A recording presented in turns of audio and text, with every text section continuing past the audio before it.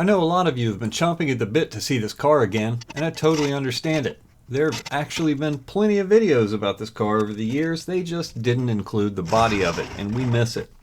I can see how that's confusing when 4 out of the 5 cars that I own have the exact same engine in them. It's hard to tell them all apart. At the end of last year, I crawled under this thing to fix the dangle so that we could tow it to the shop and do all the kinds of work required for the kind of a build that it's turned into. Truth be told, it was already 4 years out of show competition when I broke it. I had put 40,000 miles on it, road tripped it multiple times all over the East Coast, hundreds of drag passes and hard launches, just having the time of my life in this thing. I even broke 3 transmissions in it. I made a great tech series about the crankwalk bolt because of that one. And I always knew it wasn't going to win trophies again if I just replaced what I broke and sent it for another round. There were things that needed fixes or upgrades, and I knew it back then. There were always things that I wanted to improve or do differently, and there was already enough damage to the body at this point to require a lot more than just washing and waxing. So I didn't think that it would hurt me that much if I just sat on the car I owned while collecting all the things to do it my new and improved way.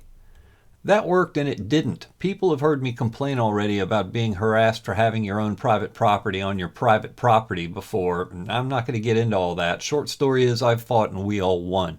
Keeping them registered and insured was an interesting and expensive loophole, even though they weren't drivable, and I could have fixed them all twice over with what it cost, but this is just the cost of telling their stories on YouTube in the world we live in today. Now that I have this shop, I'm untouchable and I have the space to work on all of these indoors. That was the parallel fight. Frankly, everything I have, no matter how terrible they are to look at, is worth preserving. These were the fun cars of the 90s. Documenting their next life takes a lot of time not working on them, and I'll concede that that takes some of the fun out of watching their evolution, but at the end of this video you'll see that none of my efforts towards this car's big comeback have been in vain, and nor have they ever stopped. I wish some of these things were the same as they were 17 years ago when it was freshly painted, but, you know, all along I knew it's a complete do-over from the ground up in order to do an even better job and give us a better example of what I had for the first 3 builds. I had exceeded what the stock driveline and suspension would handle. So even though everything that you're getting an extreme close-up of right now appears rife with neglect, and that's precisely what this looks like, it didn't matter. I had plans to do all of it over anyway. It's no different than the Galant. Why scatter its pieces? The engine and transmission issues were enough to sort out already. They're both complete and exceptional examples of the fun cars that, you know, are worth restoring, so I'm doing it. To the average observer, this is just an old dirty black Eclipse. The fact that it's a GSX isn't immediately obvious because it's debadged and many of the outward indicators are erased or sending the wrong message. None of the turbo cars got these wheels. All of the turbo cars are supposed to have a silver stripe around the bottom of the rocker panels with this body style. But the closer you get to it, the more and more of these little details show up until you spot the rear differential. Ha ha! Madest thou look? And then you understandeth the trick. By that time you've noticed this paint isn't stock at all. This is not Barcelona Red Pearl. That color is never available on the 95 to 96 cars anyway. It always leaves those car owners that have that color scratching their heads. So even though this one smiles and waves to that homage, it's a color I actually worked with my paint shop to develop. It's the recipe for Kia R8 Dark Rose Red, but that color, Kia Monte, doesn't look anything like this at all. It used a variety of colors that you can't even see, but my biggest change were the extra drop of red in the black and a big flake mod with the red metallic flake. With it wet right now, you can kind of see its original color. Black isn't very reflective, but up close, under the clear coat, it gave this car a moody color shift that didn't interfere with the rest of its original color scheme. The car was originally black, and it's a premium code loaded early production car with the straight body. There's nothing here not to love. Depending on where you're standing, and whether it's clear or overcast day, you can get every color out of this thing from a coffee color to a purpley grape-like color. At night, it's just black until the city lights or your headlights pull up behind it and it pops red. The lesson here is that nothing good lasts forever in direct sunlight. The engine bay cleaned up really nicely, and I knew it would. This engine bay is loaded full of old stuff that's not coming back.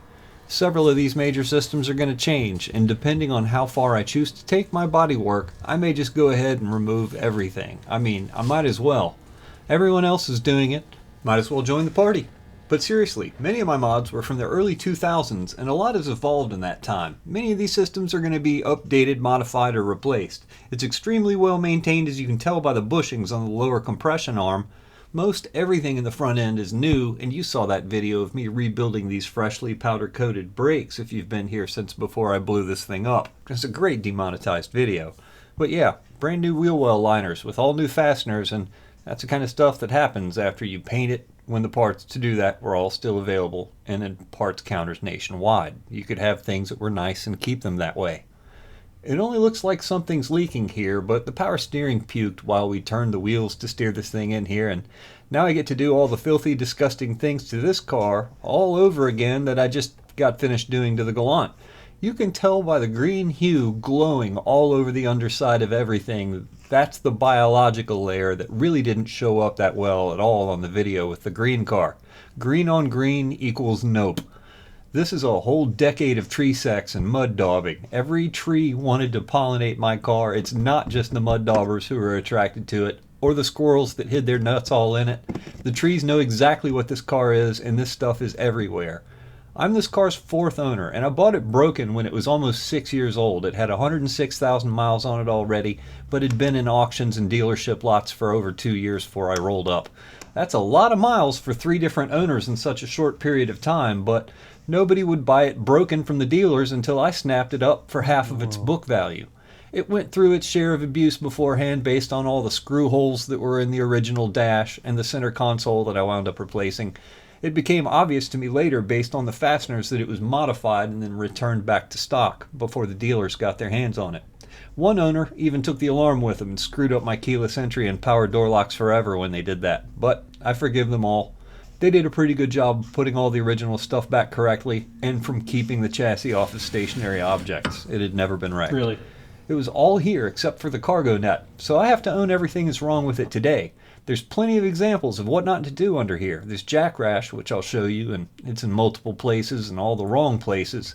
There's old failed suspension parts. Ay, no es bueno. Dry rotted bushings, and all the same kinds of things wrong with this old car that we witnessed on the Galant.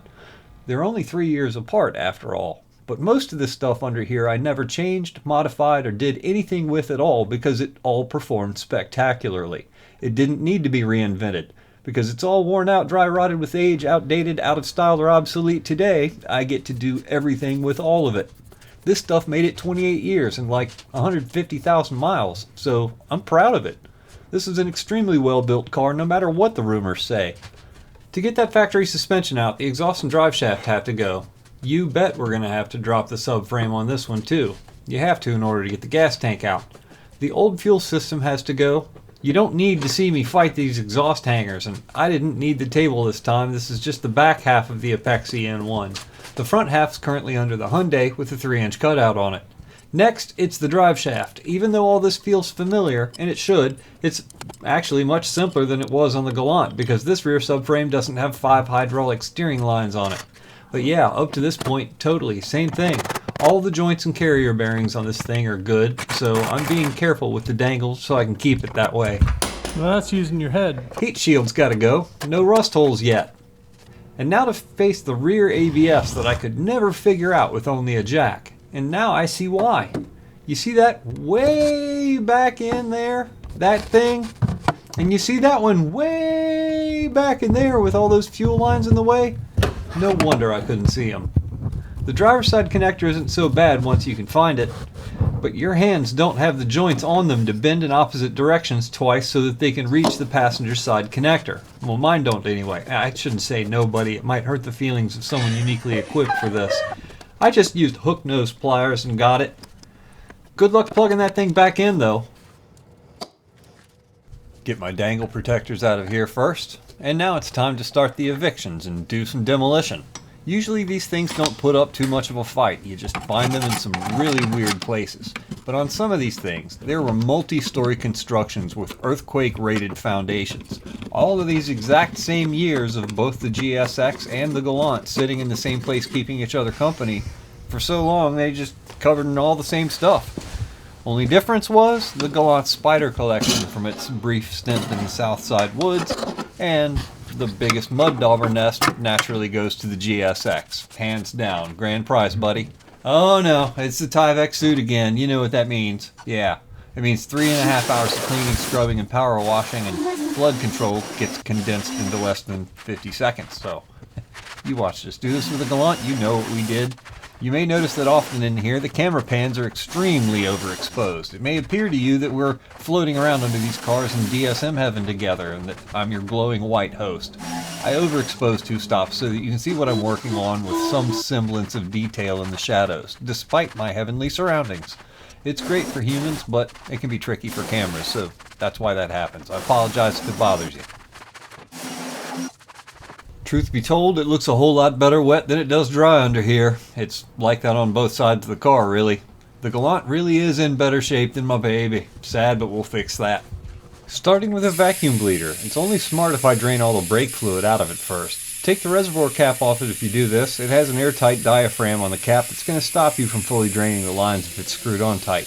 I spent a few minutes on each brake bleeder, starting from the farthest one from the master cylinder, vacuum out the lines until there was nothing left. I'll make a lot less of a mess this way. The brake lines have to go next because I'm completely removing the rear hydraulic brakes. I'm being specific because this car has two different rear brake systems to accommodate the emergency brake with the mechanical failsafe. You have to remove the brake rotor to get all of it, and the brake calipers are in the way. There's nothing securing the rotor to the hub, so it should just shimmy right off. See? I say should because they don't always come right off.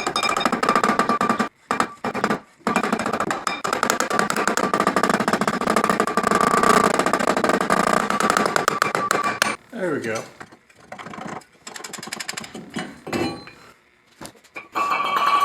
Mitsubishi knows what's best for you. They think that you don't need any room to work on these brakes at all. There's two springs that come off to allow you to spread the pads. Then you can remove the fulcrum rod and then take off the two spring clips that hold the brake shoes into the inner drum. There's a fancy tool for this that makes removing these really easy, and Mitsubishi said no.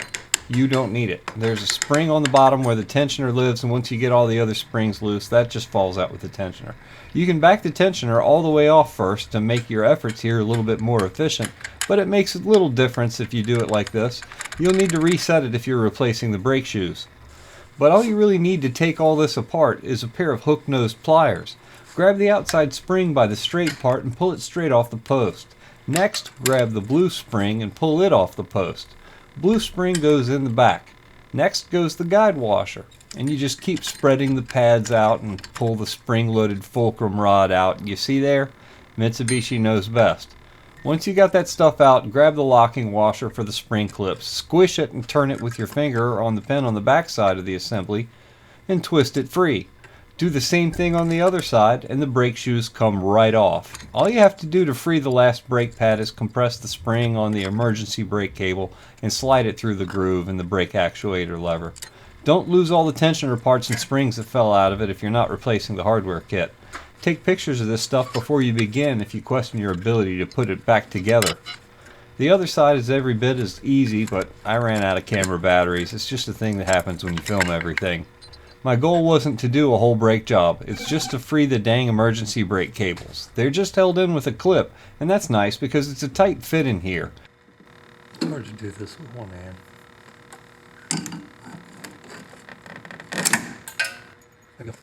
But you'll need to take at least 4 more bolts loose that secure the cable to the body of the car if you expect to be able to fish it out of there. It's just too rigid to pull slack on it if you don't. I got really lucky on the other clip. It was protruding far enough that I could grab it with a hook. And now both of the rear brake systems have been disconnected from the body. I took a minute to pre-soak everything under the subframe with penetrating oil in an attempt to save me hours of work later, and now it's time to start taking this rear subframe out. The first bolts I'm going to start with are the lower strut mounts. The struts are sleeved and they slide over a post, so even with the bolts removed, they're still supporting the rear spindles. Next up is the toe connector rods. I prefer to remove these from the rear knuckle assembly first. I've got to take the other end off it too, but it's easier to do that without all this other stuff in the way. Now I'm removing the 4 wishbone bolts that support the top of the rear knuckle assembly. At this point in time, the only thing holding the subframe into the car is 4 17mm subframe nuts on the 4 big subframe bushings. The struts, which will pop right off if you push them in towards the car, and the 2 toe-link bolts that are just barely holding on. Oh, and we actually also have one more ABS connector. Yeah, there's 3 connectors for 2 sensors. The ones we unplugged were at the end of an intermediary harness that's hidden on the front of the subframe behind the gas tank cover.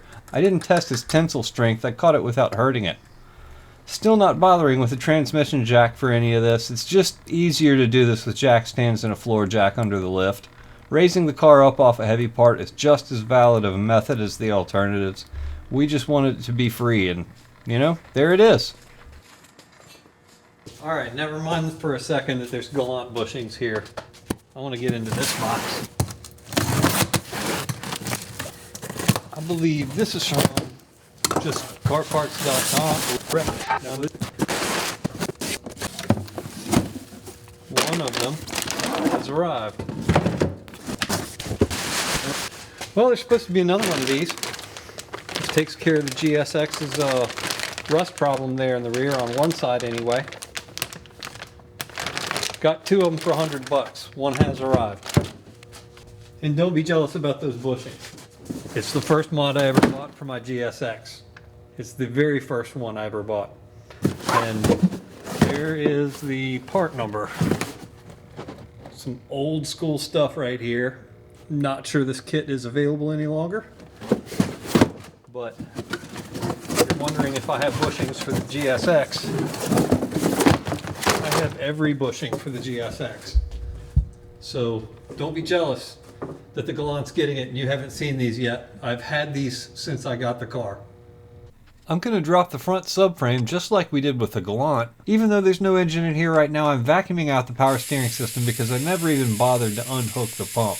It's all full. The rack's in the subframe, and this thing's awesome for preventing that mess.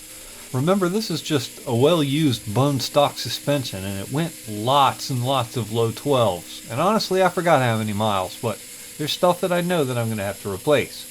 It made no clunking sounds, and it went really fast in a straight line, so I always just left it alone. I did destroy 2 sets of front control arms. That happened. Mitsubishi really takes their wheel well liners seriously, man. Bolts everywhere. This one has a brand new one on from the last build. Pristine and perfect. Nothing but a good time stuck all over it right here, as you can tell.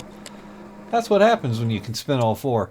There's a few places where Mitsubishi didn't use bolts for this, if you've got your splash guards intact anyway.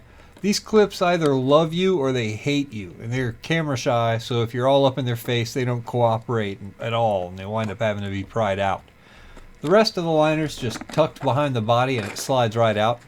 All of this has just been in an effort to simply unplug the plastic ABS sensor that's jammed into the knuckle. And I mentioned in the Gallant video that I've mangled it before and they're not cheap, so I'm trying to be extremely careful with the clips that the asshole engineers put on the wrong side of the connector. They should have put the clip on the body harness, not the sensor harness. Got it. Got it. Saved both ears. Very proud of me. Very proud of you. I'm taking the front brake assemblies off, so naturally the lines need to go with them.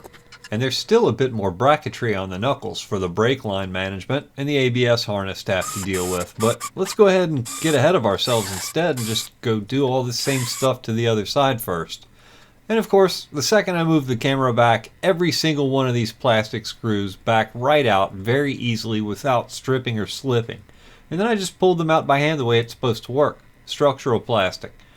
Just like an Oscar ceremony. Anyway, rip the wheel well liner out, soak the things with stuff, break the brake line loose, pull the tab, pull the hose, and then spend the next 30 minutes messing with 8 bolts on the ABS cable between both knuckles and manage to be successful with 7 out of them.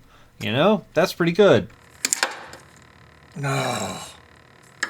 So now the brakes are free to go. It was nice taking these off while they're at eye level, and it makes the assembly a bit less awkward to wield on its way out without all that extra weight. We won't test the tensile strength of the ABS sensor cables when we raise the car up off the subframe, and we won't spill power steering fluid everywhere either. But right now, we'd test the tensile strength of the steering shaft and one of the power steering hoses. Let's deal with that. It's just like the Galant, same cast knuckle, same 12mm bolt, and it's probably even the same steering rack. It wouldn't surprise me in the least. Oh my goodness, it has it. It has it. It has what? Just goes to show you I've never taken it apart before. Not here. It has the same O-ring fitting on the rack as the Galant had all over the rear steering stuff. Maybe I'm just a DSM steering noob or something. I swear I've replaced whole racks before, but I've never noticed those fittings. I obviously got lucky with the O-rings every time. Senior moment, maybe. I don't know. Anyway, right here I'm taking off both the upper front arms. I'm leaving the struts again for last. Gonna do the exact same thing here. Support the subframe on 3 points and raise the car up off of it.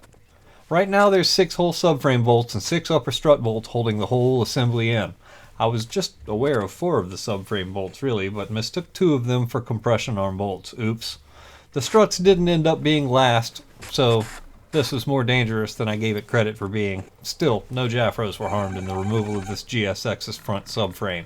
I carefuled just enough. It's not orange, it's not brown or red, it's pretty much rust-free, at least from a distance anyway. Once we get all this cleaned up, we'll know a whole lot more about it, because this may very well all just be a pollen coating hiding it all. This stuff should all be satin black, not gray. How about where that thing was bolted though? Would you just look at that? Straight, clean, rust-free. But the paint on all these parts is absolute garbage in the engine bay.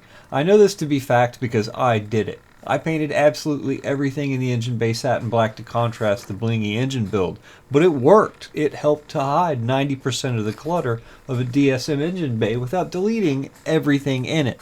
And it hid all the brake fluid damage that was already on it when I got it due to the brake and clutch master issues that previous owners had experienced.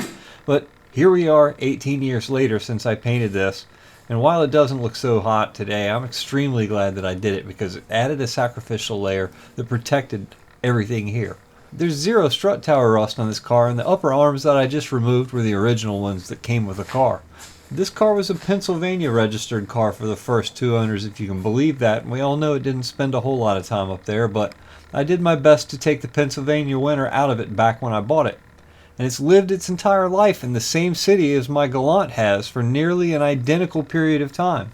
So you can see the difference between a Maryland and a Pennsylvania car in the many years that preceded it. I bought this car around the same time that the previous owner of my Galant bought his, if that makes any sense. My GSX is what happens when all the previous owners used it as it was intended while accepting their consequences.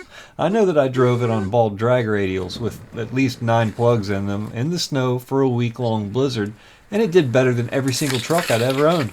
But that was before I painted it.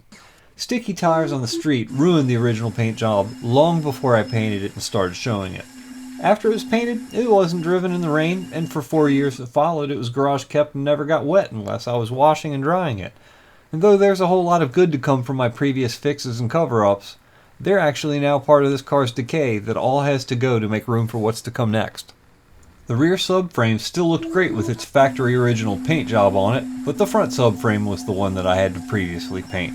All of this was just a really good quality, well-masked rattle can job. Despite extensive surface preparation, in many places the parts were so saturated that the paint either didn't stick or through a new series of leaks and splashes and spills I managed to get saturated enough from both sides that it disintegrated again. And the good news is that even though that oil stripped the paint, it kept everything from rusting.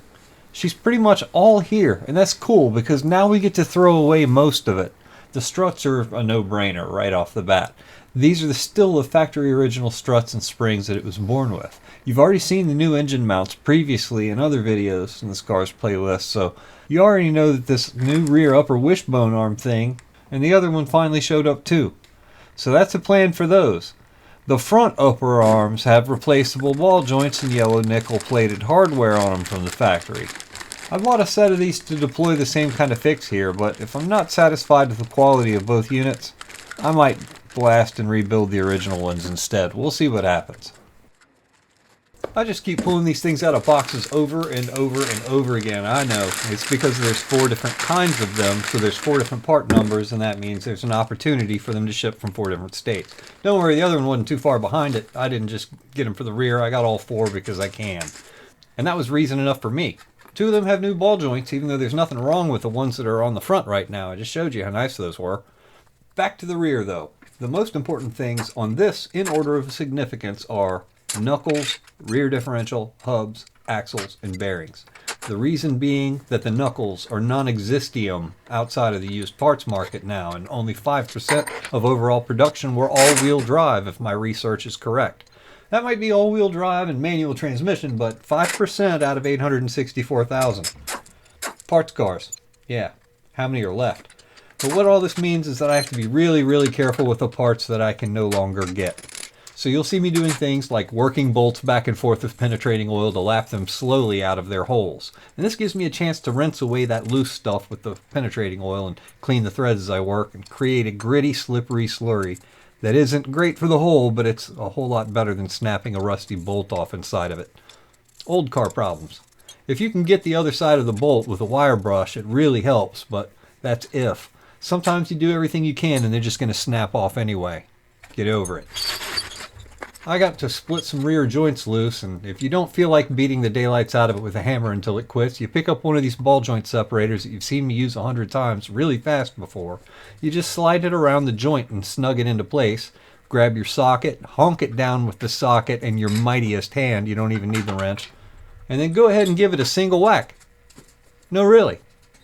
That just happened with 28-year-old parts. No luck with the air punch though. Nut and hammer on the axle is really child's play. It works and it's a valid method, but it's also a really fast way to screw two things up instead of only one. Heat's also a valid method. Not as friendly with ABS sensors because they're plastic and some greases burn, but some parts aren't going to let go without it. Propane isn't as hot as MAP gas, isn't as hot as acetylene, but you know, all in all, the worst circumstances, propane's typically enough to get the job done. Eventually. Other options include penetrating oils, 2-jaw pullers, 3-jaw pullers, a combination of everything that I've mentioned together, or even the factory recommended tool with lots of slide hammer foolishness. And you'll see why I say it that way in a minute. I had pretty good luck here on the passenger side separating everything that had never been taken apart before, and this was encouraging, but I say was because I'm not even going to save it here. Everything on this driver's side of the car is seized and rusted together. And the longer I employed the methods that worked on this driver's side, the sooner I found the limitations of what kind of abuse they'll take. I cranked the puller up as tight as I could get it with heat, lube, and all of my biggest hammers by the time I was done, and for 2 hours I got nowhere with it. Because of other tools that I have available, these are really just the wrong tools and the methods to start with. These are the methods that someone might have to use in their driveway if they didn't have a hydraulic press. Frustrated, going nowhere. I went ahead and moved on to other things that I might have a victory with. You may have noticed that I did get the passenger side to submit with a 2-jaw puller. So the axle spline's separated, and that means that only one bolt is left holding this whole knuckle to the subframe assembly. Free that and I can push the axle out. Or so I thought. It made me fight it twice. There's one bolt left on the ABS harness. I apparently didn't get them all. Look, I'm a professional YouTuber. I meant to do that. But if I can't win that battle on the driver's side, even with the subframe holding the knuckle still while I hit it, then I might as well just remove the whole knuckle and axle as an assembly and take it to the press to apply 20 tons of persuasion to it. I just need to take that one lower joint apart, unbolt both of the ABS cables I missed. I mean carefully unbolt the rear and passenger side ABS sensors that I meant to do last, and then she's free. It should always be an easy thing to pop an axle out of a transmission or a differential housing on a DSM, unless something's either broken inside of it or you're doing it wrong. So get good. It's all in the pry bar. At least both knuckles are separated, and that's all I was trying to do here. Only problem is that one knuckle has an axle hub and bearing stuck in it, and one doesn't. I'll be able to deal easily with the rest of the one that doesn't, though. The rear differential is held into the 2G subframe with 5 bolts. The front snout of the differential housing is attached with 3 bolts to that busted, cracked mount we just looked at. The rear portion of the differential housing is attached with only 2 very large 22mm bolts. Completely out of the frame though, but they're huge, I promise. They're impossible to miss. But once free, here's a public service announcement. If you ever see someone storing a differential vertically like this, it's because it's completely full of gear oil. Stay away from it. And if you're someone who does this, then at the very least, put a brake rotor under the yoke flange to help give it a bigger, flatter footprint and a fighting chance at staying upright. So you can avoid making your guest clean up that horrible, slippery, stinky mess it makes if it falls over. If the mechanic ever does it to himself, which is the most likely, then it's hilarious every time, so I really hope I manage to get this on video either way. I'll try not to step on my own landmine until I drain it, but that axle. You've watched me throw the sun, the moon, and the stars at this thing, and it's not cooperating. I figured it was smart to just go ahead and knock the studs out of the hub to, keep from destroying them with an errant swing. And I was wailing on this thing so long, probably a lot longer than I should have. So long that I accidentally flat spotted the edge of the brake dust shield. Shouldn't have done that. Nope, wouldn't be prudent. Anyway, I think I'm going to take this thing off of here, and I've got some other ideas up my sleeve. I've thought of a new way to try to take an approach at this. Looking at the other one that we've got off here, you can see there's 4 bolts that surround it. There's the ABS sensor right there. Plastic, like I was talking about. So 4 grade 10 bolts that surround the hub bearing where it goes into the knuckle. And I think I can probably center her off of that and press the axle from the other side. Squish that sucker out of there, so long as the axle fits through the press. So that's the plan. Have to get the puller off here first. This is what I should have done the second the 2-jaw puller failed. Fortunately, the replacement bearing comes with a new hub on it because I beat this one mercilessly, but I beat it mercilessly because I knew I had to replace it anyway. Being merciless was fully justified in this case. The axle's a different story though. Whenever one's stuck this bad, it's pretty much inevitable that you're going to destroy the axle while separating it.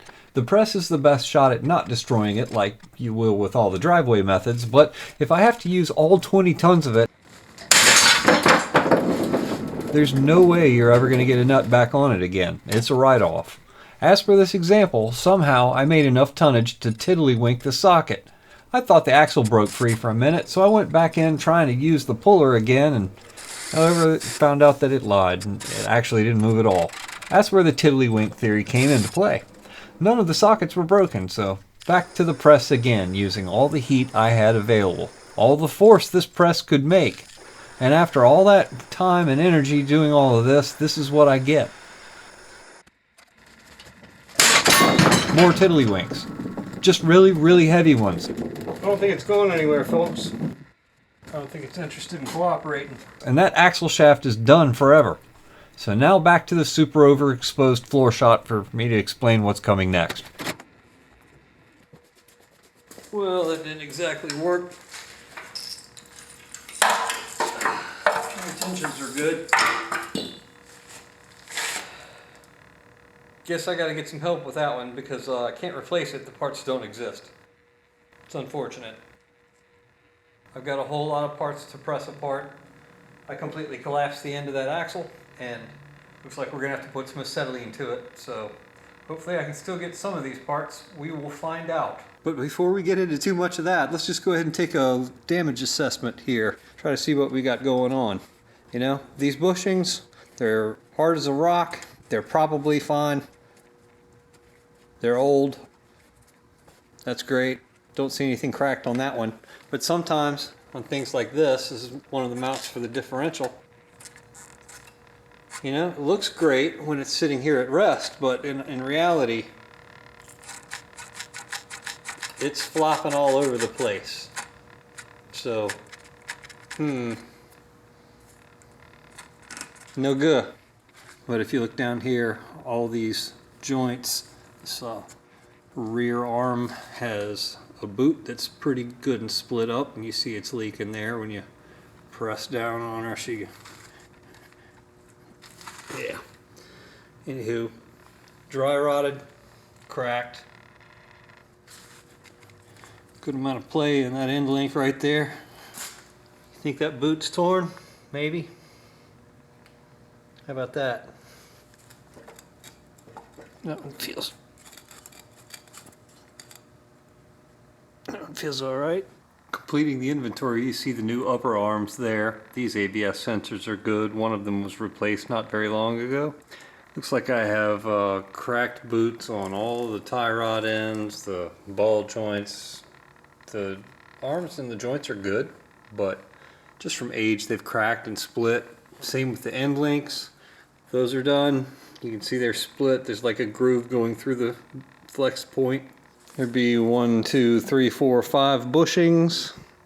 I'll be replacing those. Steering rack, I'll test it for slop. I'll go through it, but would be an easier replacement. However, that's a factory rack. Whatever replacement I get is not going to be that rack. I'm going to go over that one with a fine-tooth comb if I can. It's probably fine. I didn't have any leaks before, not from that. And I know all of this is going to come apart because all of it was serviced. I took really good care of it. And everywhere where I have to separate it, an item has to be replaced anyway. So if something happens to something while it comes apart, I'm not too concerned. I do know that I did replace the upper arm ball joints, and I did a pretty good job. Yeah, see that? Those are in better shape than all of them on the front end. Over here we have more of the same cracked boots. You get down close to that guy, you can see it. But everywhere where there's rubber, it's pretty much done. So all of that's getting replaced. I'm going to put a parts list together, and this has all been a fact-finding mission, and I'm discovering some great things. Some of these things I already have solutions for. This box is pretty lightweight, but it contains what can very easily be 2/3 of half of one of my problems. It's going to be an interesting one to open up here. You see what the label says on it.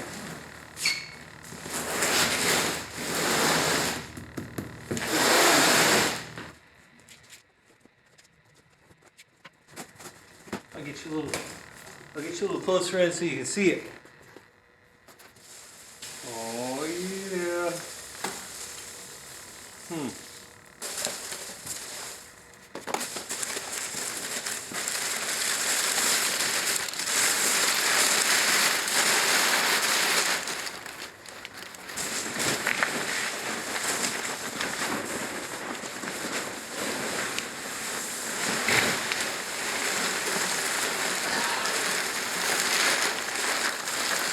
Well, smaller enough, huh?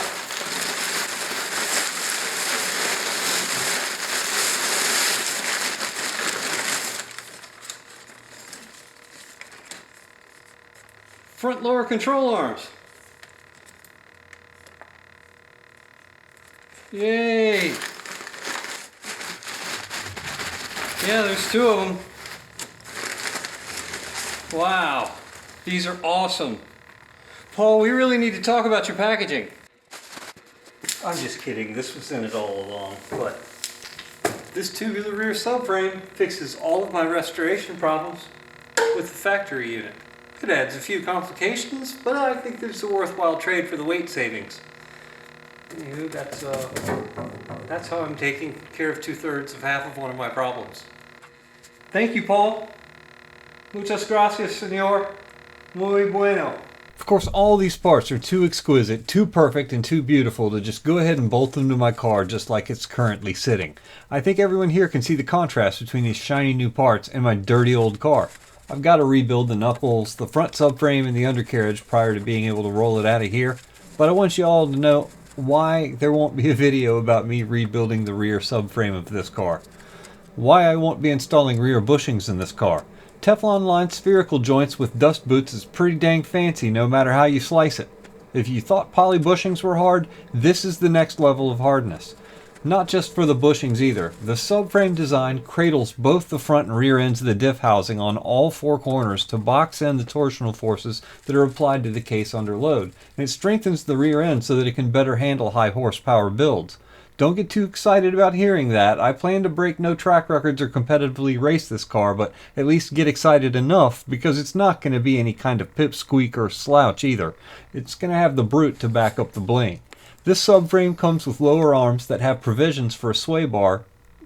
It's got tow arms, and I also picked up a set of the front lower control arms in person from Paul at the shootout. I didn't think I'd even be able to go, but everything happened for me at the last minute and I did. So I regret having to make him ship this here right before I went.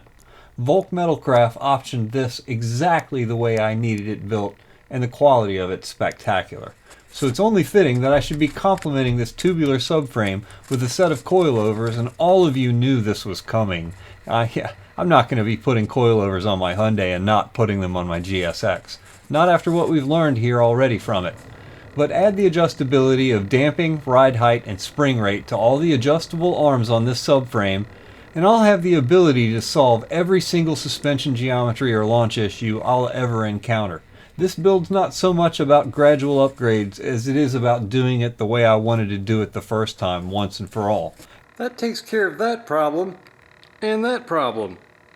I have so much to do before I can bolt all this on here, but here it goes, people. The GSX is back. All of these amazing parts were made possible by the hardworking vendors who absolutely killed it, but mostly brought to all of us by the people who like, comment, favorite, subscribe, and especially who sponsor my creative works on Patreon. I promised I'd put it all back into production, and I wanted these to be the DSMs that YouTube built. The sweat equity I've invested creating the videos and the decade-long groundswell of support I've received from all of you has helped me achieve things that I never thought were possible. The GSX thanks you for all the stuff, and please keep doing all the things. Until next time, stay tuned.